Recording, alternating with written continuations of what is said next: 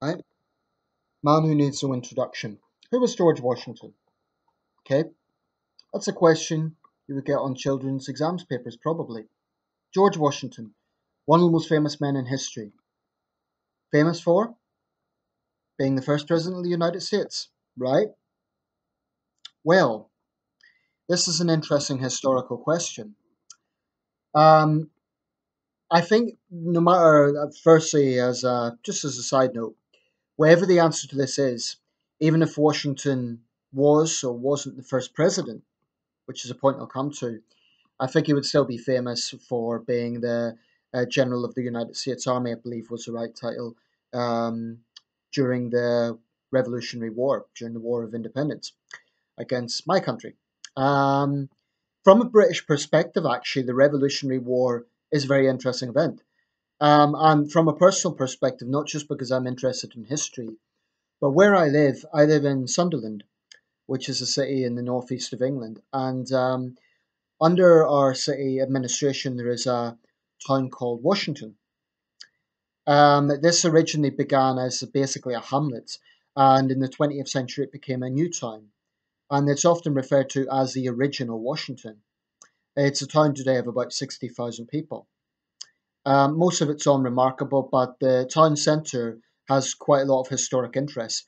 And there's a building now owned by the National Trust called the Washington Old Hall. It's been a few years since I've been there, but because of the American connections, every 4th of July there's some local events going on there.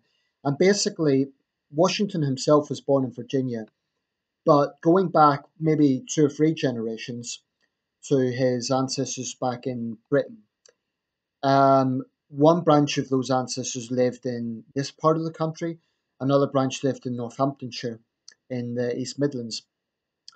So Washington Old Hall has that connection. So George Washington, it could be said, has a local connection here with Sunderland. Now, compared to George Washington, names like John Hanson, Peyton Randolph, and John Hancock are not as well known. Hancock may be slightly better known than the others because Hancock is known for his prominent signature on the Declaration of Independence in 1776. But this is what's interesting. The Declaration of Independence was 1776. I believe the War of Independence lasted from 1775, if my history serves me right, after the Boston Tea Party, to 1781 with the victory at Yorktown. Now, the United States Constitution was drafted in 1787. 1776, 1787. That's an 11-year gap. That's a significant amount of time, over a decade. So the question is, if Washington became president, actually 1789, he became president after the United States Constitution was drafted. He served two terms, 1789 to 1797. What then happened in those actually 13 years between 1776 and when Washington was inaugurated as the first president? Well, there's an interesting background to this. It turns out that there were actually presidents of the Second Continental Congress, which is better known as the Continental Congress. There was actually a first Continental Congress, which was short lived, but the second, better known Continental Congress from 1775, I believe, to I suppose it would be 1787. I'm not sure the exact year that disbanded. But under this guideline, there were actually presidents, which in a sense was a honorary position.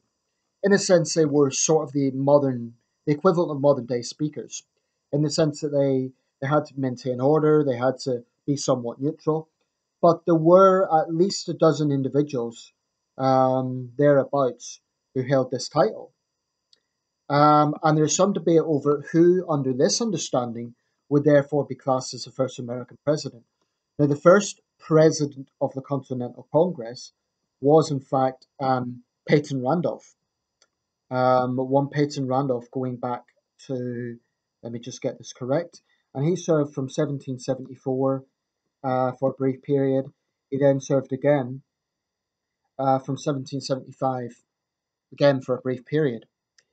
The second was one Henry Middleton of South Carolina.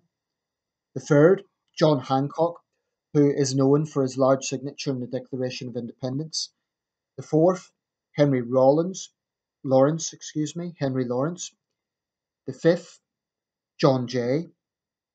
The sixth, Samuel Huntington. The seventh, Thomas McKean.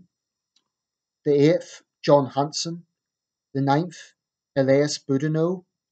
The 10th, Thomas Mifflin. The 11th, Richard Henry Lee, who may be a descendant of the Confederate General Robert E. Lee, not so sure about that. John Hancock then served another term. Then came Nathaniel Gorham, Arthur Sinclair, Cyrus Griffin, leading up to 1788. So altogether there's about 12 or so individuals there. Now I suspect most of them are not household names. Even, I suspect the average American hasn't heard of most of them. I hadn't, and I'm interested in history, so this definitely makes interesting reading. Now, if we consider the first of these presidents to actually be elected, that was in fact John Hancock. But a lot of scholars consider that John Hanson was the first to actually be considered the first president. The rationale from this again is subject to debate. I suspect it may be because he was the first to be in the role following the Constitution. He served from November the 5th, 1781. In fact, he served a year, almost exactly, November the 5th, 1781 to November the 4th, 1782. The Constitution was, excuse me, not the Constitution. The War of Independence ended in 1781, so suspect that may be part of it. But which of these men fills the first role? Peyton Randolph, John Hancock, or John Hanson? Any one of those three could probably justifiably be called the first president. But because the roles were ceremonial, it usually goes to Washington.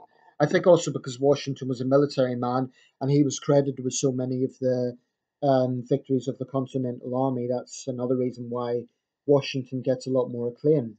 Also, the actual role of president was really set up in its modern sense for Washington.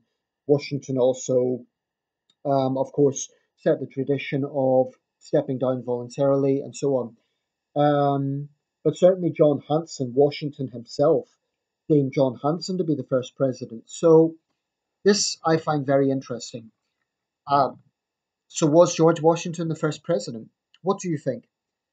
For what it's worth, I don't think anything's going to change in textbooks because I think in the popular imagination, for 200, what is it now, almost 40 years, 241 years, 17, yeah, it's 242 years this year. Americans have learned that their first president was George Washington. So it'll be interesting to see if in the future at some point something radical changes and you start seeing textbooks present John Hanson as the first president. I can't see it happening, but it certainly makes an interesting historical discussion. Let me know your thoughts. Was John Hanson the first American president, or can he not be seen as such? Was it just a ceremonial role, and was Washington really the first president? Thanks for watching. Let me know your thoughts.